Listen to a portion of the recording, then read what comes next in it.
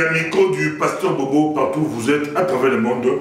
Tout possiblement, on dit bonjour, bonsoir, ça dépend de l'heure à laquelle vous nous regardez. C'est le micro du pasteur Bobo. Nous sommes aux États-Unis d'Amérique, précisément à Greensboro. Nous sommes avec l'homme de Dieu, Monseigneur Yemi. Bonjour, Monseigneur. Bonjour, pasteur Bobo. Pourquoi pas pasteur? Pourquoi pas bishop? Pourquoi Monseigneur? Bon, Monseigneur, c'est juste un titre honorifique, hein, mais les statuts dans l'église ou la fonction, c'est archevêque, parce que je dirige une église, et puis il y a des évêques aussi, plusieurs évêques, dont je suis le premier, c'est pourquoi je suis archevêque. Église catholique? Pas catholique, peut-être pas dans le sens populaire du terme, parce qu'on est tous catholiques, mais on n'est pas tous catholiques romains, mais je suis de l'église épiscopale, donc c'est une communauté de l'ECC, donc l'église épiscopale a 21 communautés. Donc à l'ECC, il y a aussi des archevêques, des monseigneurs. Absolument. Et qui est de monseigneur principal? Hein? Qui est de number one? Bon, l'ECC, c'est une confédération de différentes églises. Hein. L'église de Christ-au-Bourg. Oui, c'est l'église de Christ-au-Bourg, mais c'est une confédération de différentes églises, d'obédience peut-être réformée ou d'obédience, on peut appeler de la réformation pour être plus concret, mais qui ont différentes nuances et accents doctrinaux. Et alors, il y en a qui ont une ecclésiologie qui permet d'avoir des évêques, qui ont un système épiscopal de gouvernement ecclésiastique. D'autres sont des presbytériens avec les anciens qui dirigent, d'autres sont des frères, d'autres sont donc sans fonction et tout ça. Donc il y a tout là-bas. Mais en ce qui concerne ma communauté, elle est de système épiscopal.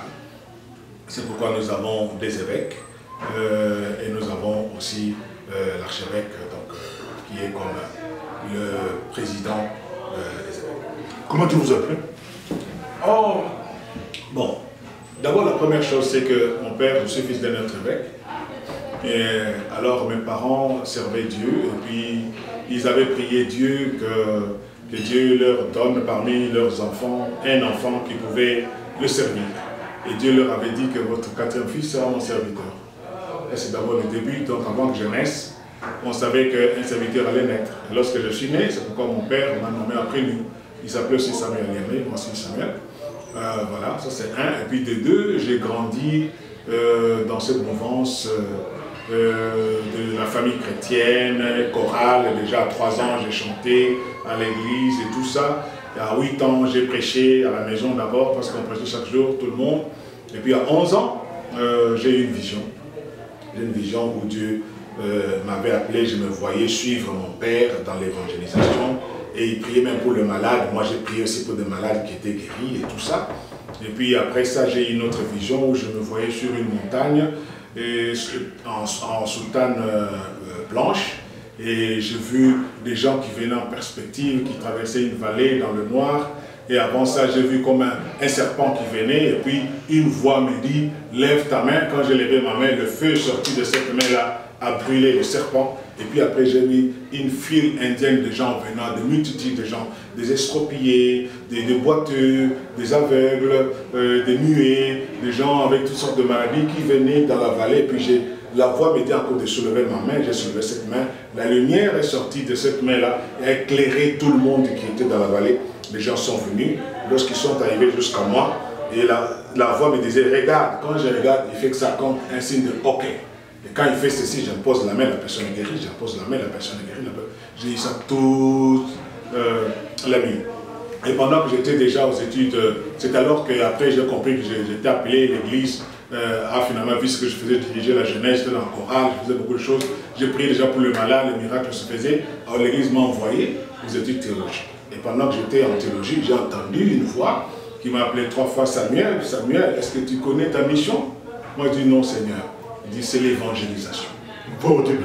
Voix audible, voix audible. C'est l'évangélisation. 3 fois, c'est l'évangélisation. C'est ainsi que, malgré mes fonctions dans l'église, j'ai beaucoup évolué dans l'évangélisation internationale. J'ai travaillé d'abord dans ma communauté. J'ai fait l'évangélisation quand j'étais aux études théologique. Et puis j'ai travaillé avec le docteur Philpott qui était aux États-Unis ici en 78. J'ai fait des croisades avec lui. Et puis j'ai fait des croisades avec Billy Graham. J'étais dans ses conférences à Amsterdam. Et j'ai fait des croisades en plein air à Rotterdam avec les Marcel Boungou et les Palata de Wasabi. On a chanté avec eux là-bas. Et puis après, je travaille avec Bonke. J'étais son interprète dans plusieurs campagnes seulement de son équipe. Puis j'ai travaillé pendant presque une dizaine d'années avec le maïs sud-africain Peter Pretorius. J'ai fait des croisades partout en Afrique et même en Europe. Donc, et puis j'ai fait mes propres croisades un peu partout, je continue à le faire. Donc, s'il faut dire comment j'ai été appelé, c'est comme ça. Comment êtes-vous arrivé aux États-Unis? Comment avez-vous choisi l'Amérique? Bon, j'ai venu aux États-Unis souvent, mais la dernière fois là, j'étais venu quand j'ai vu qu'il y avait beaucoup de tracasseries policières, des gens qui voulaient attenter à ma vie au Congo. Bon, sûrement c'était après les histoires de Sauvant le Congo. Cotonou avait fui, moi je suis resté dans le pays, mais beaucoup de portes étaient... Vous travaillez avec Cotonou? Non, je ne travaille pas avec Cotonou. Moi, j'étais en Afrique du Sud.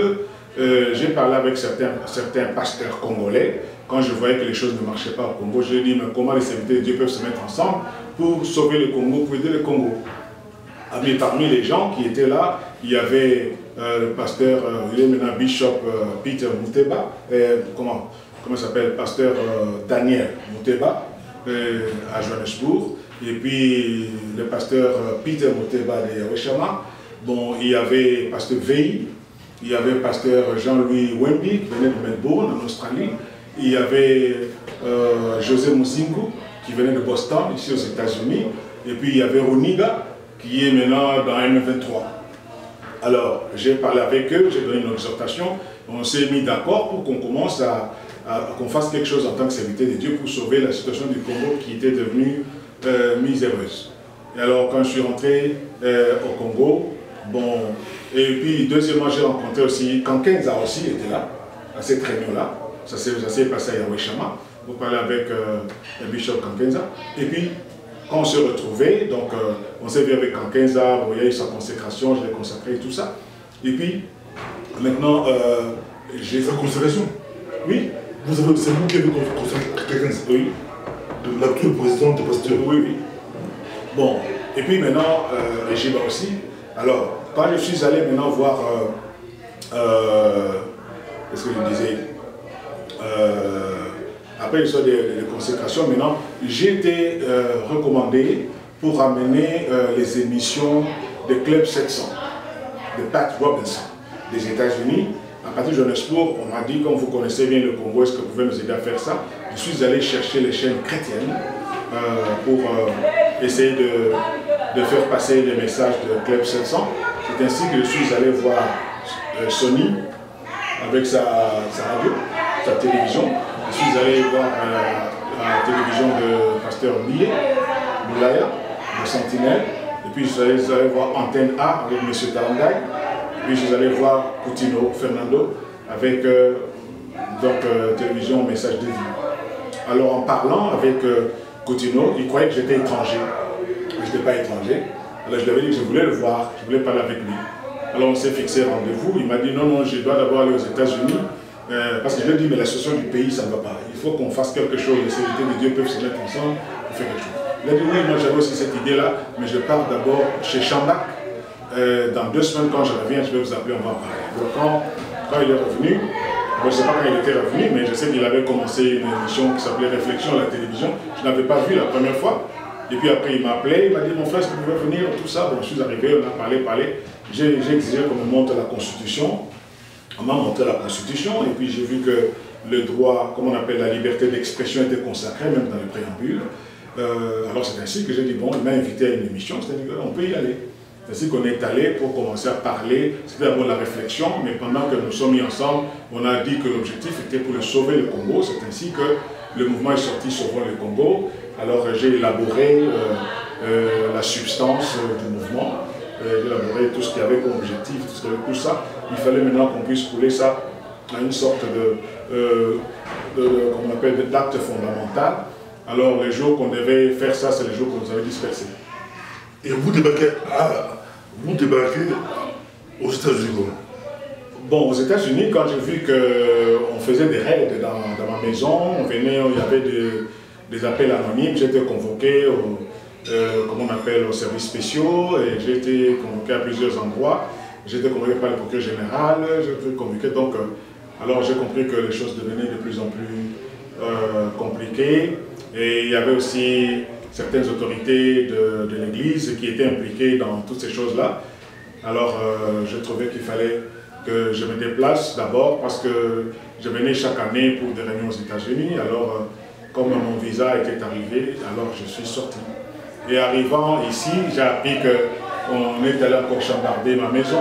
D'abord, on m'avait fait sortir de ma résidence à ma campagne à minuit par des militaires armés. J'ai appelé le général Oleko en ce moment-là, qui n'a pas pu faire quelque chose, mais qui leur a dit « ça m'a donné la sagesse ». Et puis on a mis toutes mes histoires dehors, on a jeté ça. J'ai quitté la maison et puis après je suis allé dans une autre maison. On est venu encore pendant que moi j'étais ici chambardé, jeter toutes mes histoires dehors avec la femme, et il y a eu beaucoup de choses qui se sont passées là-bas. Voilà. Et après on a continué à déranger mon épouse jusqu'à ce qu'elle est morte. Pendant que moi j'étais ici. Alors c'est ce qui fait que j'ai senti que ma sécurité n'était pas garantie, c'est pourquoi je ne suis pas rentré depuis. Je ne sais pas qui est là-bas, je ne sais pas qui fait ça, mais tout ça. Vous avez été président de la communauté, comment un pasteur peut diriger la communauté? Oui, un pasteur c'est un membre de la communauté. Un membre de la communauté, et puis dans le cadre de la communauté de Greensboro, il y avait tellement de discussions et comment on appelle, des dissensions, comme c'est le syndrome de toutes les communautés congolaises. Partout, les Congolais ne sont pas capables de s'entendre sur quelque chose. Et il y a toujours des individualités. Alors, moi, j'ai resté à une ville proche de Greensboro, à Burlington, c'est à peu près 20 minutes d'ici. Alors, comme les gens me connaissaient, ils voyaient ce que je faisais et tout ça, ils savaient ma qualité d'archevêque et mon leadership dans plusieurs domaines qu'ils ont vus. Alors, ils m'ont sollicité pour que je vienne comme de l'extérieur, pour que les gens puissent se mettre ensemble, parce qu'ils n'arrivaient jamais à se mettre ensemble. Il y avait surtout des problèmes entre pasteurs. C'est ainsi que j'étais devenu président de la communauté congolaise. Merci beaucoup, pasteur, mais on va terminer par une dernière question. En Amérique, je vois, c'est beaucoup plus séparé mes égaux. On voit les blacks, c'est entre eux, les noirs américains, c'est entre eux, et puis des blancs, des whites. Mais vous, avec l'évangile, ce pays, on nous vante le premier pays de l'évangile dans le monde. C'est Dieu, la plus grande puissance mondiale. Mais pourquoi, malgré beaucoup de pasteurs bien formés, beaucoup d'églises, beaucoup, vous n'arrivez pas, quand je dis vous, pas vous, mais vous tous, et eux, vous n'arrivez pas à faire une communauté intégrée, tout le monde, comme a dit Martin de Douane, de Martin de qui un jour il verra au white et blanc, Bastiment va beaucoup. Pourquoi c'est un peu difficile? Pourquoi c'est difficile? Pour le Congolais? Pour tout le monde. Bon. En 2008, je suis venu ici dans le milieu blanc. Le milieu blanc, on était presque des seuls blacks, mais on venait d'Europe.